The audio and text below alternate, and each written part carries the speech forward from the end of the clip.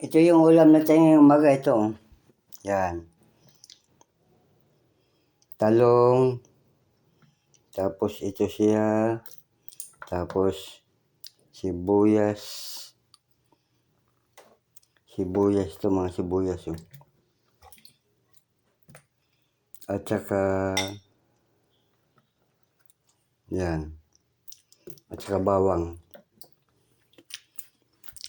Ilaga ko lang yan dito sa kaldero. Tapos ulam na. Abangan. Ito yung ulam natin ngayong umaga, ito. Yan. Talong. Tapos ito siya. Tapos sibuyas. Sibuyas to, mga sibuyas. Oh. At saka yan. At saka bawang.